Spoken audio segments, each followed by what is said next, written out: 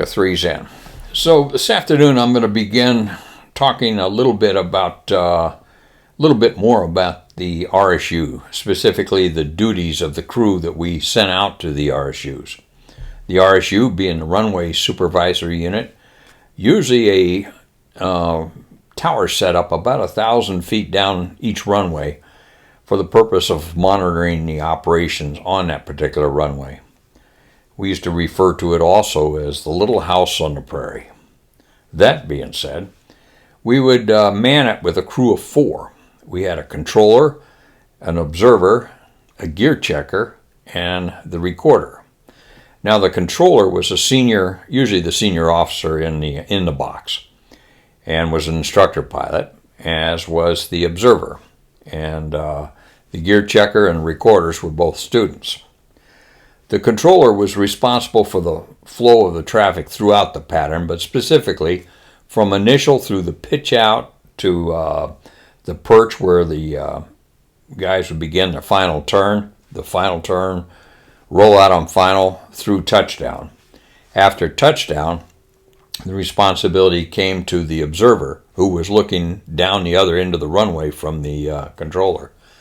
And he was responsible for making sure if a guy called a full stop, he indeed full stopped and cleared the runway, or didn't go around, wherein he would present a traffic pattern later, traffic conflict later on, and so forth like that. Also, if an airplane came off a touch and go and requested a closed, he would clear the initial and a couple other places so the traffic flowed smoothly. The gear checker, as the name implies, was responsible for checking that the aircraft rolling out on final had 3 gear. I want to say down and locked.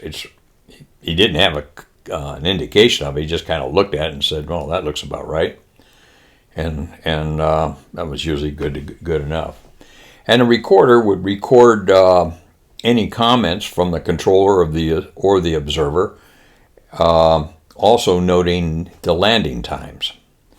So that kind of were the duties of each one.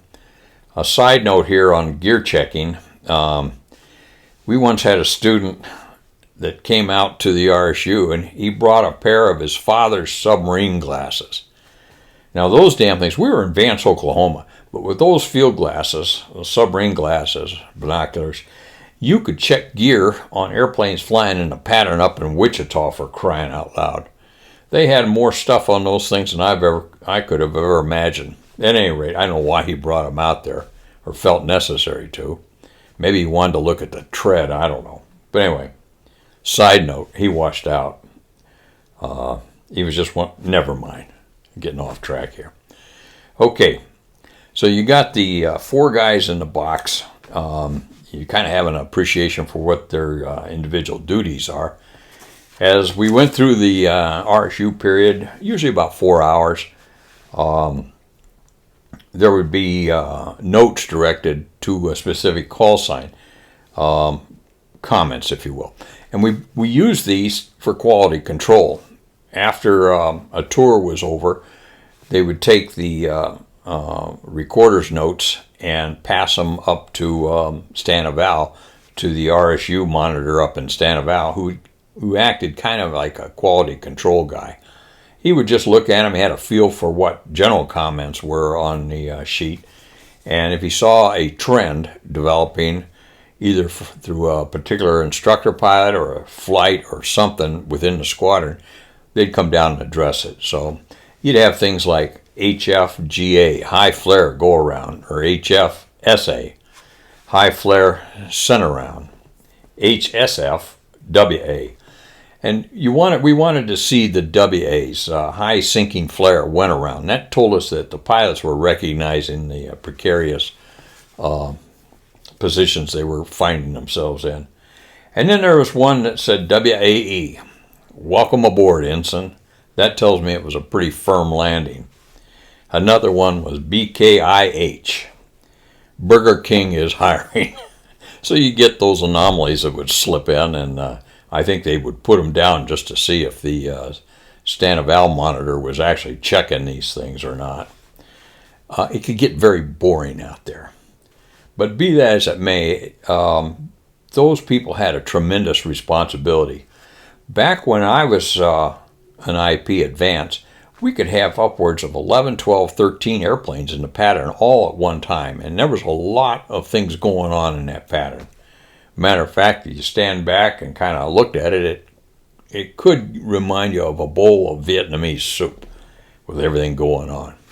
At any rate, I'm going to diverge here a moment and give you a little background on this as I shred off now into this next bit on radio calls. One night we were night flying and came into the squadron afterwards the next morning, and they briefed us that we were only going to use 17 center for takeoffs and landings that particular day, that 17 right was not being used. And I thought it kind of strange, but beyond that I didn't think much of it. Okay. They said to fly initial to 17 right, but then when you pitched out, kind of float around to 17 center. Okay, got it. Didn't think any more about it.